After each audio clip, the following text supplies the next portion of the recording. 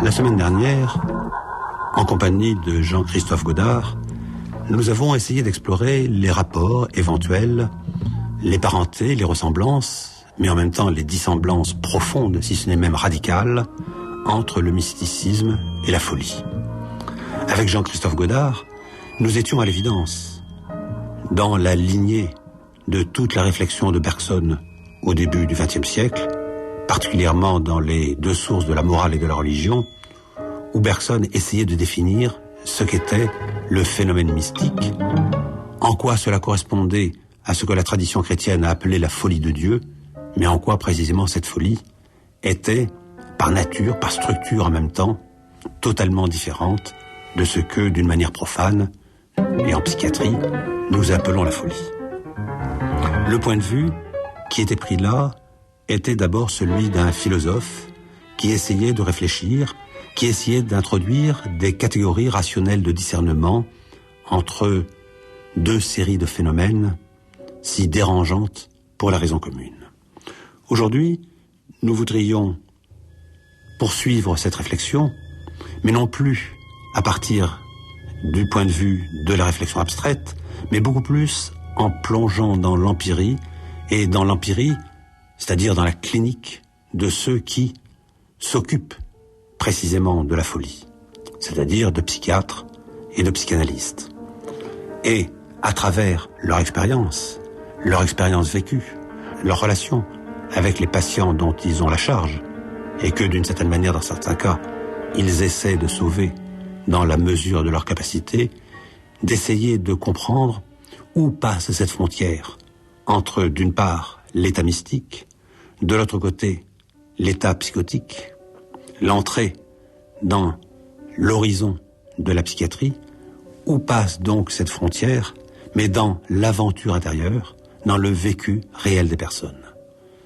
Et cette réflexion, nous allons essayer de la mener en compagnie d'une part du docteur Damien Guillemot, qui est lui-même psychiatre et psychanalyste,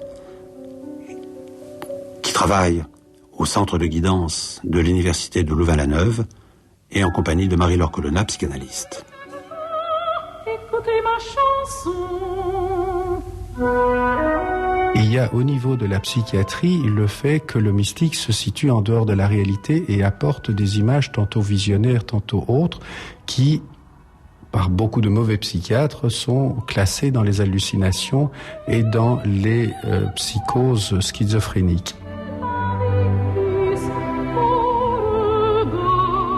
Sur le plan de l'inconscient, c'est probablement l'expérience des figures archétypiques, donc d'un niveau très profond par rapport au niveau où la personnalité se joue habituellement, qui a comme effet ce que Jung appelle l'effet lumineux, l'effet de luminosité, qui donne une sorte de saisissement, une sorte d'expérience du sacré au sens originaire du terme, bien au-delà ou bien en deçà des confessions, et par quoi on peut être complètement fasciné, ou par quoi, au contraire, la vie de quelqu'un peut se voir tout à fait renouvelée dans un effet de sens.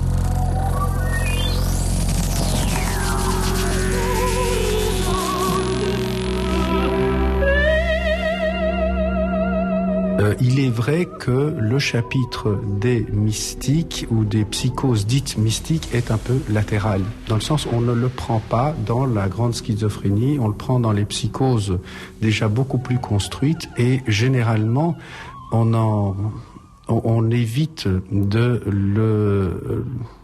le taxer de pathologique. D'autant plus que dans la pratique générale, quand on a affaire à quelqu'un qui a une dimension mystique, je pense par exemple au syndrome de Jérusalem ou d'autres, ou des gens qui arrivent, ils rétrocèdent très rapidement.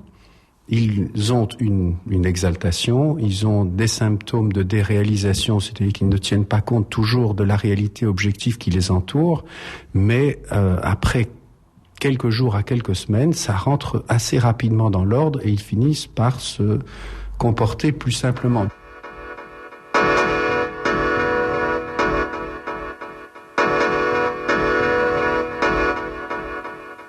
Il y a quelque chose d'assez intéressant, évidemment, c'est qu'on voit bien que, je dirais aussi bien dans le discours du psychotique que dans le discours du mystique, on retrouve le même thème, finalement.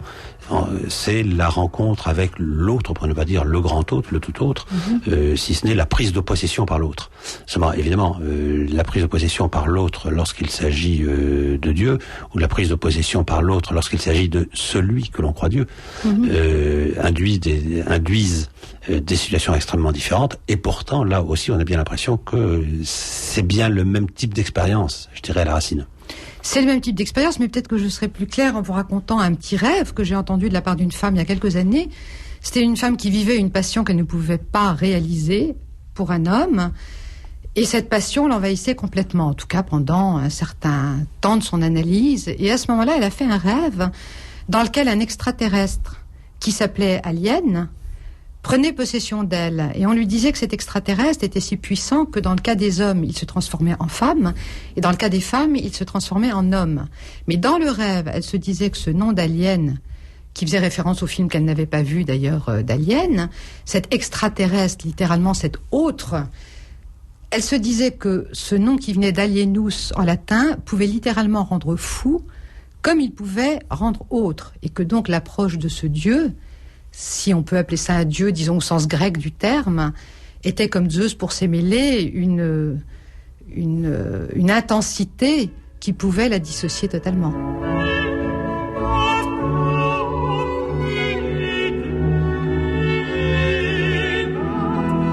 Puisque dès le départ, si on peut dire, vous introduisez, quant à vous, une différence entre phénomène visionnaire d'une part et phénomène hallucinatoire de l'autre. Là aussi, on voit très bien comment la psychiatrie classique a raisonné, c'est-à-dire posant qu'un phénomène visionnaire n'avait pas son répondant dans la réalité physique en face. L'ange qu'on voyait, évidemment, ce n'était pas un ange matériel, donc disait, c'est de l'hallucination. Alors l'hallucination, effectivement, c'est le manque de répondant physique. Alors comment faire le discernement à ce moment-là ? Le discernement était très clairement établi, dans la mesure où la personne voulait convaincre de la réalité des choses ou ne voulait pas le faire. Si elle ne voulait pas le faire et admettait qu'il s'agissait de quelque chose que d'autres ne pouvaient pas percevoir ou ne percevaient pas comme tel, on considérait qu'il y avait une adaptation à la réalité.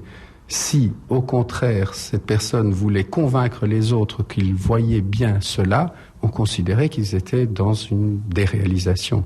Là, la clinique nous aidait à faire cette différence. Quand il s'agit d'une vision, ça fait du sens pour la personne qui est sujette de cette vision.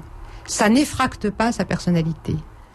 Si on parle d'hallucination, généralement les gens qui ont des hallucinations, et j'en ai vu, non pas des hallucinations, mais des gens qui en avaient, généralement, ils sont dans un état de très grande excitation, de très grande terreur par rapport à ce qu'ils voient.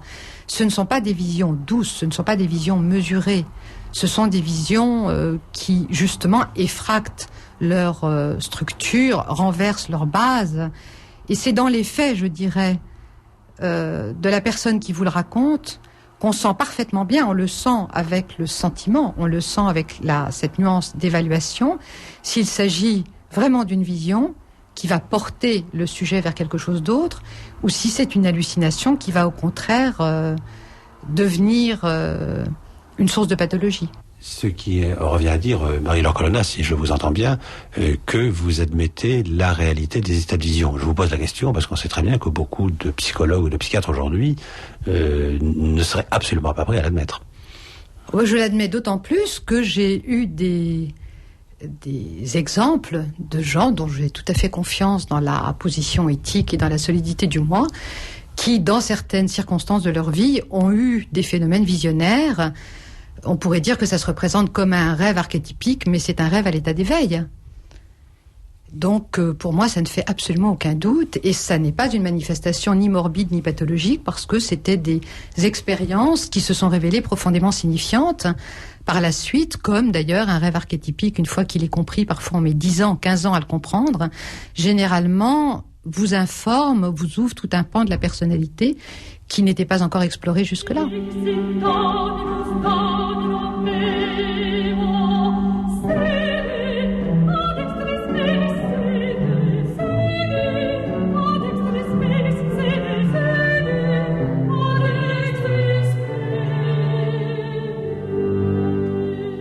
l'impression que, je dirais, beaucoup de sociétés traditionnelles, beaucoup d'anciennes mythologies avaient très bien repéré ce thème. Sémélé voyant Zeus dans toute sa gloire, ou Actéon voyant Artémis nue au bord de la fontaine, ce thème qui est lorsqu'on rencontre le divin et qu'on le voit dans son essence, effectivement, on y risque à la limite sa vie. Oui, et c'est pour ça qu'en général, toutes les sociétés traditionnelles, à commencer par les Grecs, ont élaboré des cérémonies rituelles dans lesquelles les forces divines, on peut penser à Dionysos par exemple, sont ritualisées de telle sorte qu'on peut éprouver l'effet lumineux sans en devenir littéralement fou, sans en être aliéné, justement.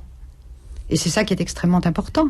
Ce que l'on trouve souvent dans la littérature, et ce que l'on trouve d'ailleurs encore aujourd'hui, alors généralement il ne s'agit plus, disons, de patients occidentaux, mais beaucoup plus de regards portés sur des civilisations étrangères, pour ne pas dire étranges, d'une certaine manière. Mais ce sur quoi on insiste beaucoup, c'est sur l'effacement du moi. Oui. Or, l'effacement du moi, c'est vrai que, bon, il est évident dans la psychose, et dans le grand phénomène mystique, il est tout aussi évident. En même temps, s'agit-il du même effacement du moi? Le moi n'est pas écrasé de la même manière. C'est-à-dire que le moi est relativement respecté. Dans ma clinique, les différentes crises mystiques que j'ai vues, le moi était présent, et même présent dans un état presque, je dirais, érotique et positif. Donc c'était un moi qui était ouvert aux autres, qui était compréhensif, qui était peut-être obnubilé par le phénomène vécu sur le plan visionnaire, mais qui n'était pas comme dans le cas d'une psychose plus grave, entre guillemets, disons une psychose où la dissociation ou l'envahissement du moi conscient est total par le phénomène psychotique ou les apports inconscients. Dans ce cas-là, le moi est dépassé et la personne ne considère plus les autres, est totalement, entre guillemets, possédée par ses affects et ses impressions de persécution ou autres, et va jusqu'à dominer l'entourage, va jusqu'à faire des actes graves, commettre des actes dangereux pour lui-même ou pour les autres, et c'est de cet ordre-là. Chez les mystiques, généralement, nous avons affaire à des patients relativement sereins. Je dis relativement parce qu'ils sont obnubilés, parce qu'il leur arrive et ils veulent absolument communiquer, mais on n'aperçoit pas la même agressivité, les mêmes impulsivités, les mêmes dangerosités. C'est assez manifeste. D'une telle manière, ces patients dont vous parlez, à crise mystique, oui, si l'on peut dire, est-ce que on ne peut pas considérer qu'il leur arrivait quelque chose, par quoi ils s'étaient dépassés, par quoi ils étaient débordés en quelque sorte, mais qu'en même temps, ce qui leur arrivait était réel, mais que peut-être ils n'étaient pas dans les conditions où ils pouvaient le supporter, où ils pouvaient le négocier. Ça, c'est tout à fait probable. C'est réellement le diagnostic, et ce sont des gens qui ont vécu un phénomène que je qualifierais quasi de normal, mais qui avaient du mal, à la période où ils l'ont trouvé, de le gérer. Alors que dans une personnalité, dans une vie normale, on peut éventuellement atteindre de telles dimensions de compréhension de la vie et même d'extase par rapport à certains événements, et que l'on peut les communiquer sereinement. Donc cette pathologie, entre guillemets, est relativement liée à la faiblesse du moi au moment où ça leur arrive, mais n'atteint pas un tel degré de pathologie quand dans la psychose, le moi est totalement envahi, transformé, et on sent toujours une énorme régression de l'ensemble de la personnalité qui en suit, ce qui n'est pas le cas chez le mystique.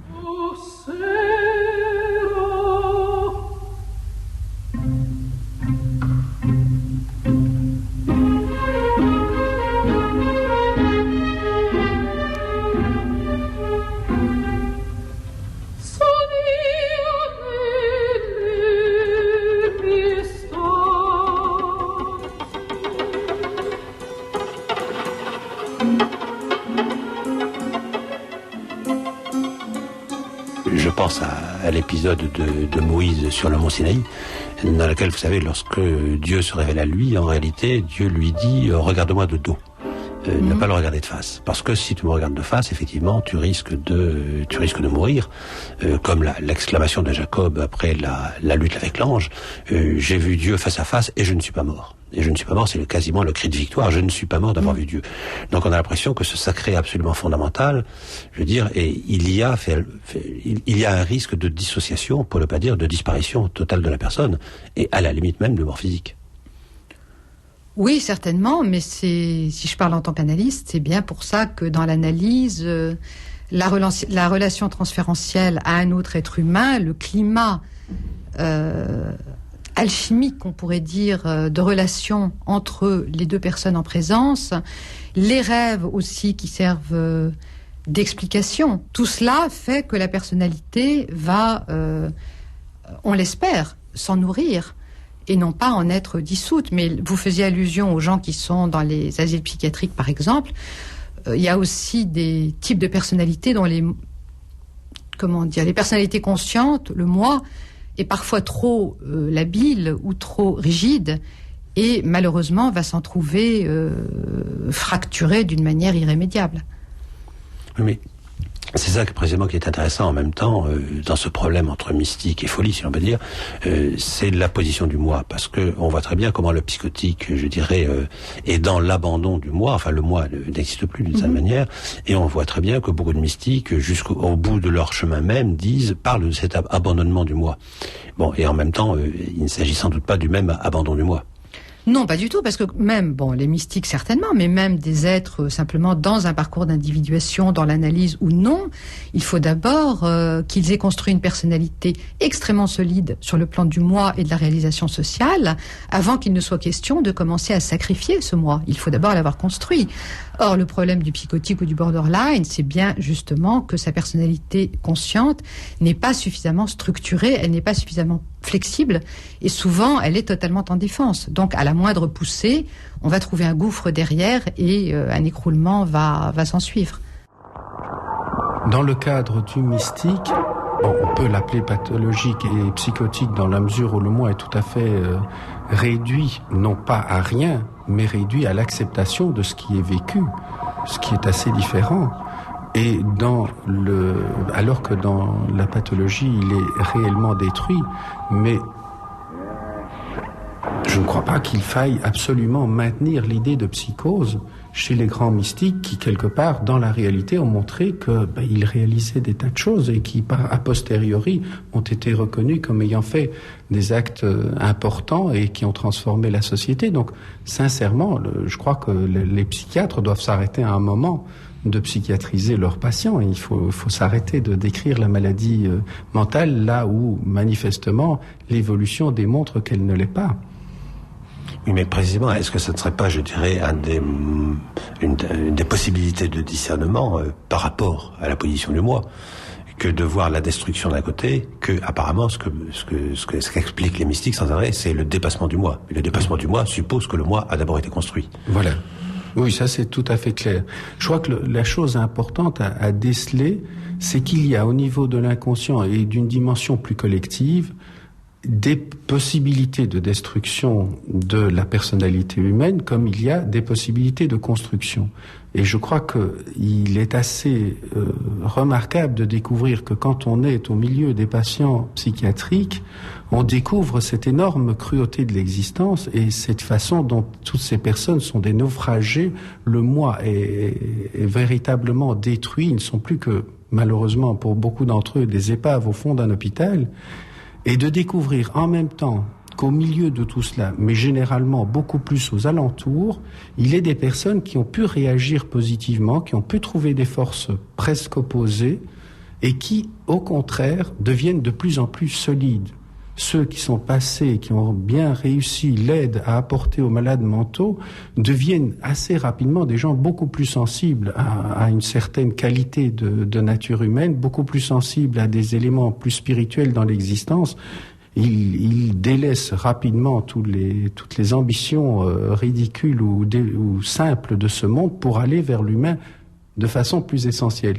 Et c'est ça la particularité, c'est que, à mon sens, la dimension de l'inconscient peut être totalement dissociative et destructrice, et la dimension peut être aussi de même manière constructive. Et qu'il y a là une dimension paradoxale de ce qu'on peut, de l'existence.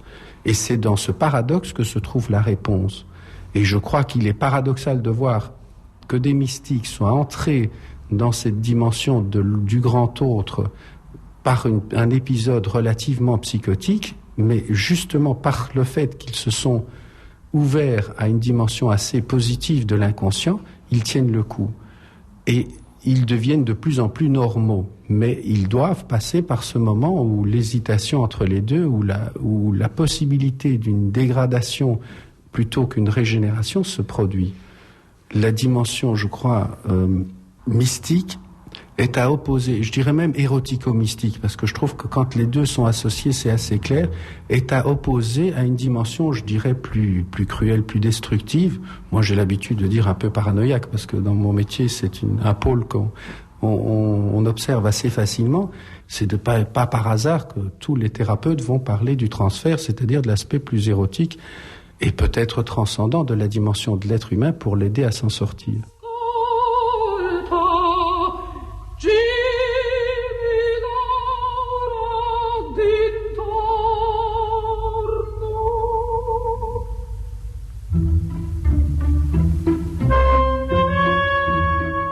Vous avez prononcé un mot qui me semble très important, Damien Guillemot, qui est celui d'érotique. Oui. Dans la mesure où on est frappé de voir comme le phénomène mystique est toujours profondément un phénomène érotique.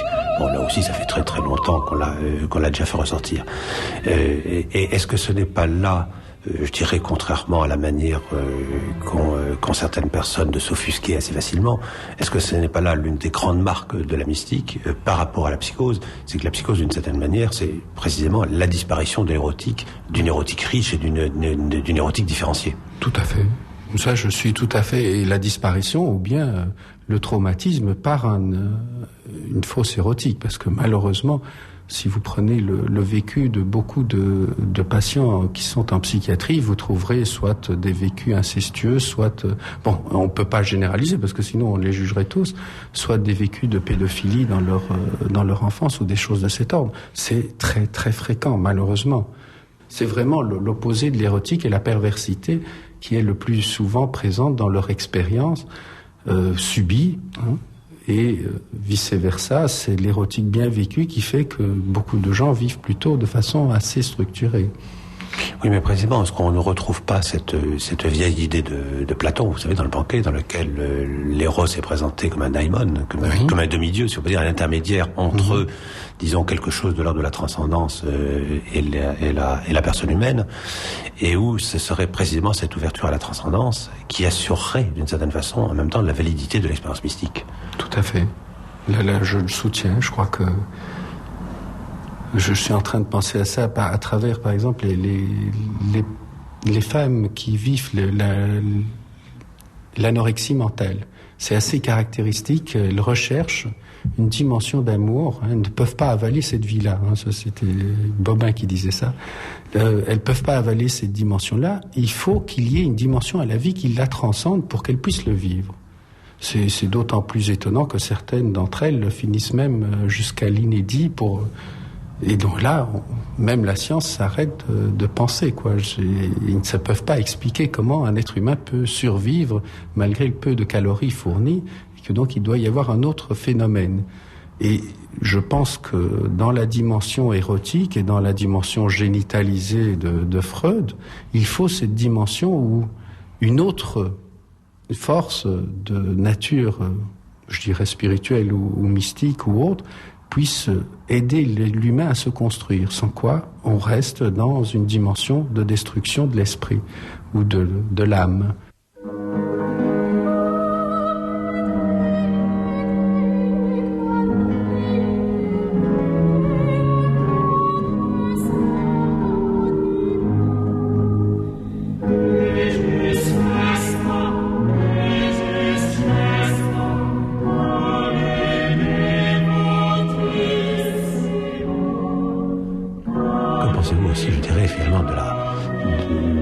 De la façon ancestrale de voir, dans laquelle on sait que dans le village, l'idiot du village, d'une certaine manière, était toujours quand même très considéré, parce que d'une certaine manière, il était comme une trace du sacré, et toute cette tradition qui disait, mais les fous, finalement, bien sûr, on s'en occupe, et il faut avoir de la compassion pour eux, mais en même temps, je dirais plus qu'on les craignait, on les révérait. parce qu'ils étaient là aussi comme l'indice de quelque chose qui s'était passé de l'au-delà. Oui, ils sont à la croisée de l'au-delà et de l'en-deçà, en quelque sorte. Et en effet, j'en ai vu, par exemple, dans des villages en Afrique, qui étaient d'ailleurs probablement moins malades qu'ils ne l'auraient été en Occident, parce qu'ils étaient pris en charge par la communauté, ils étaient à la fois craints et à la fois recueillis quand même dans le sein de la communauté. Et en effet, ils devenaient des espèces des sortes de messagers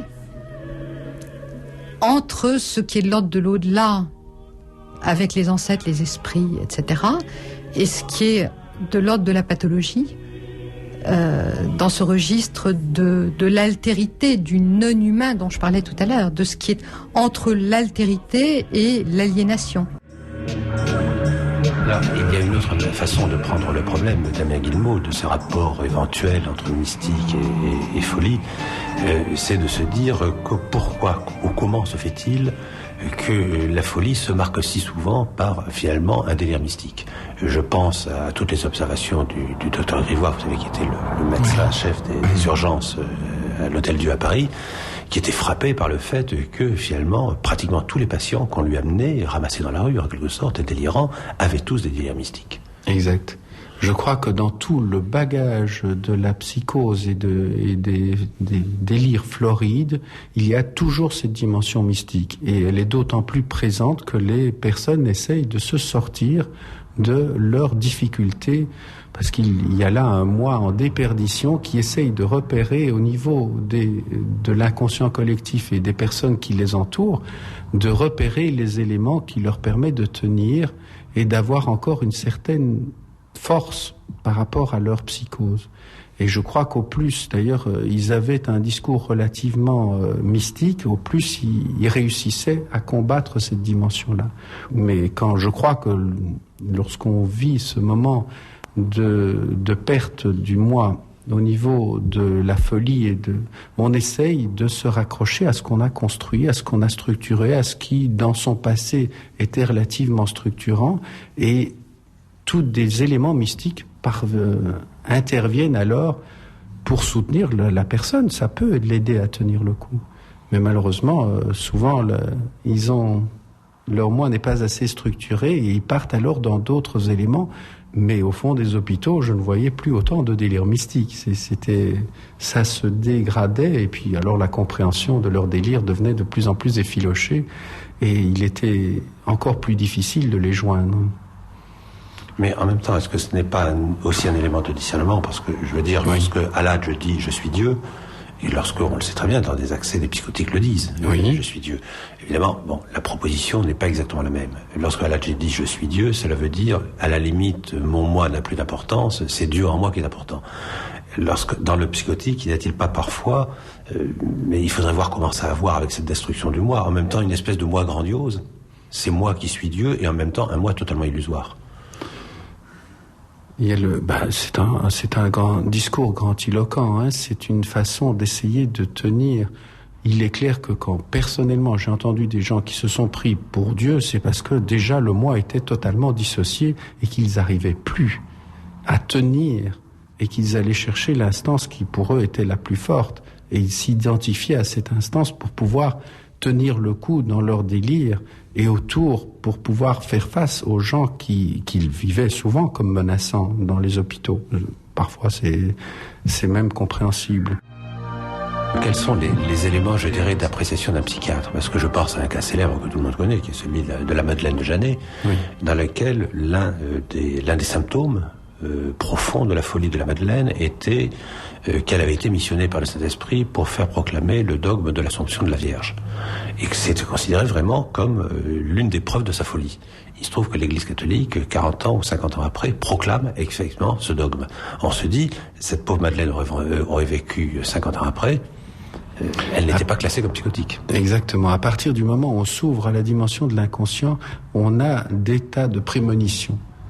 J'ai connu énormément de schizophrènes qui nous racontaient des histoires tout à fait délirantes et puis qui s'arrêtaient et nous expliquaient, moi c'est un exemple tout à fait concret, qui nous disait, vous savez, Madame Attel, là en face, elle va mourir dans 3 jours.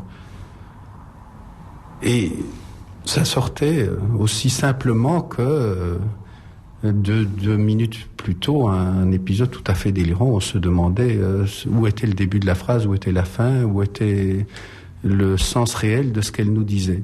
Et quand on vérifiait, on allait voir cette personne, elle était en parfaite santé. Et effectivement, 3 jours plus tard, cette personne est décédée, sans que nous ayons pu trouver la moindre cause. Donc, tous ces phénomènes, une fois qu'on s'ouvre à l'inconscient, tous ces phénomènes de prémonition sont relativement classiques, et les psychiatres les connaissent bien.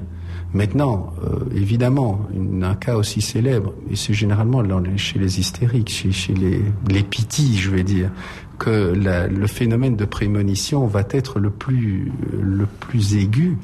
Alors, cette personne nous disait quelque chose, était ouverte à des possibilités au niveau de l'inconscient. Mais ça n'exclut pas le fait qu'en dehors de ce moment de prémonition, elle-même ne parvenait pas à s'adapter à la réalité ou structurer suffisamment sa pensée, son langage. Et que donc, je dirais, la plupart des fous nous disent des tas de choses géniales.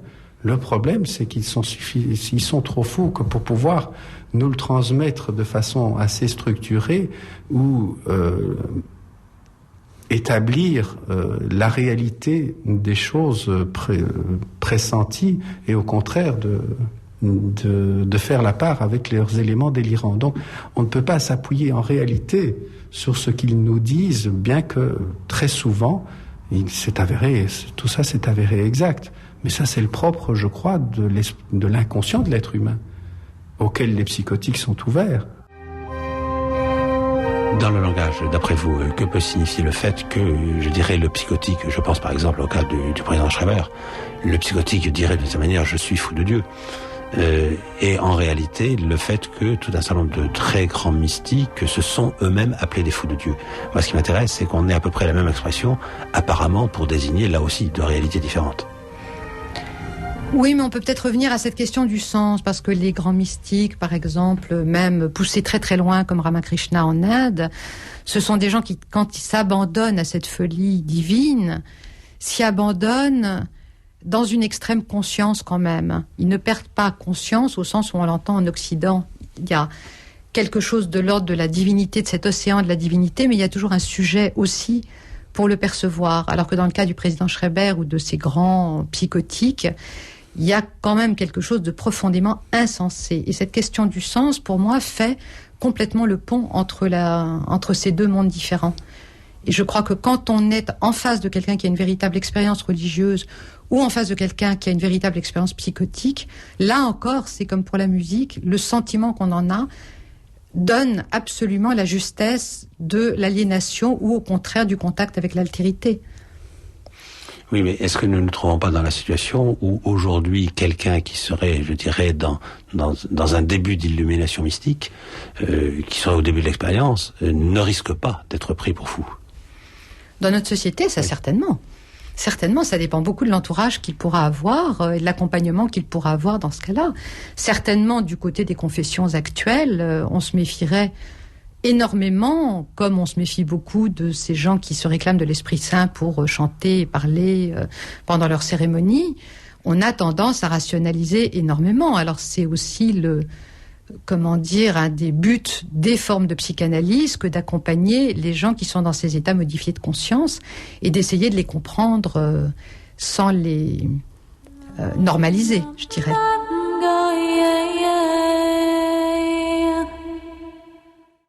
Dans les livres de cette semaine, j'aimerais tout d'abord attirer plus particulièrement l'attention sur le petit ouvrage de Henri Brunel, « Les plus beaux contes zen » aux éditions Calman-Lévy. À travers ces petites histoires, ces apologues en quelque sorte, dont on sait que le zen est extrêmement friand, dans l'esprit tout à fait particulier qui est le sien, c'est-à-dire par l'intermédiaire du Chan chinois, qui a ensuite émigré au Japon pour donner le zen, dans cette rencontre entre, d'une part, l'esprit du bouddhisme et d'autre part, l'esprit du taoïsme, tel qu'il s'était développé et il avait fleuri en Chine depuis des siècles avant l'apparition du bouddhisme, avant l'arrivée du bouddhisme dans l'espace chinois, on sait bien que, à travers ces apologues et ces histoires, c'est la contradiction interne. C'est en quelque sorte la remise en question des catégories rationnelles de l'homme qui est mise en jeu, non point d'ailleurs pour détruire la raison, mais beaucoup plus pour en marquer les limites par rapport à la légitimité profonde qui est la sienne et explorer le territoire au-delà du rationnel, supra-rationnel, trans-rationnel, comme on voudra l'appeler selon ses options philosophiques, l'entrée dans ce territoire où il y a quelque chose de l'intuition immédiate de la réalité qui se donne, de cette réalité que par ailleurs on ne peut définir par aucun code de discours. Un jeune novice demandait un jour au grand maître zen Chao Chu: « Je suis nouveau au monastère. Donne-moi un conseil, je t'en prie. »« As-tu mangé ton riz ?»« Oui, je l'ai mangé. »« Alors, va laver ton bol. » Dans un esprit tout à fait différent de celui du zen, et bien entendu derrière le zen tout à fait différent de celui du bouddhisme, je voudrais aussi attirer l'attention sur la publication par les éditions du Seuil, dans leur collection Point de sagesse, des dernières paroles de Krishna. De quoi est-ce qu'il s'agit? C'est une section du grand ensemble vishnouite du Xe siècle, le Bhagavata Purana, dans lequel on voit Krishna au moment de revenir dans son lieu d'origine, c'est-à-dire de quitter la terre où il était descendu comme avatar, où on voit Krishna délivrer ses derniers enseignements à son disciple Uddhava, d'où le nom d'ailleurs que l'on donne aussi à ces dernières paroles de Krishna, l'Uddhava Gita, le dernier enseignement afin qu'il puisse mener la vie selon les vérités les plus profondes qui doivent lui donner l'accès à l'inconditionné suprême, c'est-à-dire en fin de compte le délivrer de l'ignorance dans laquelle est plongée l'humanité.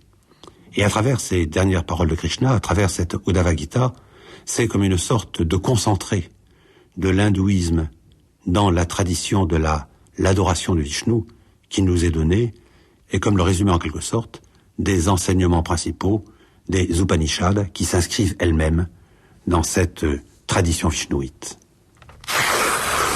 Je suis l'amour intérieur, extérieur, et que rien ne contient de toutes les créatures.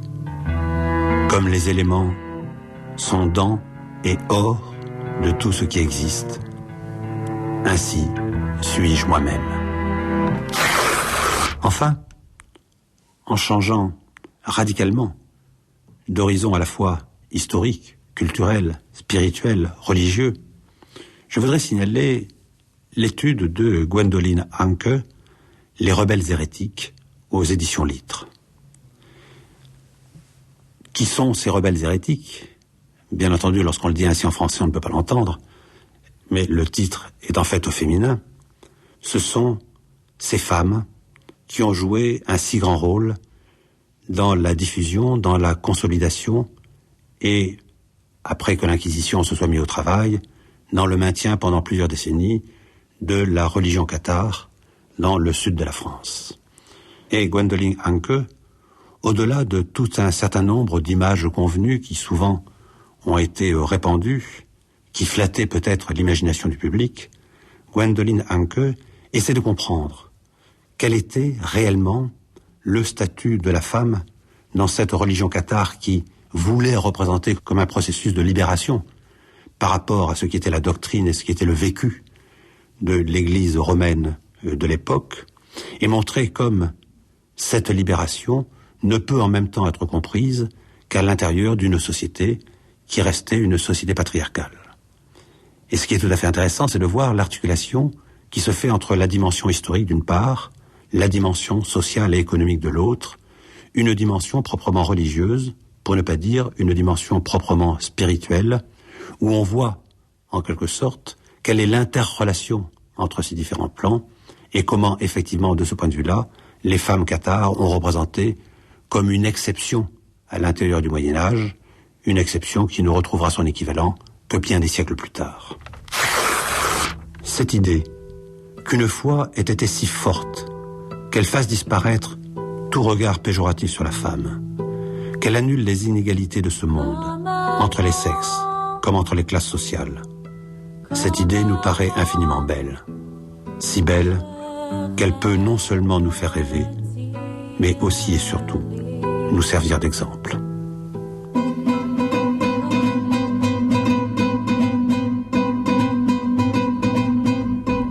Les livres aujourd'hui. Les plus beaux contes zen de Henri Brunel aux éditions Calman Lévy.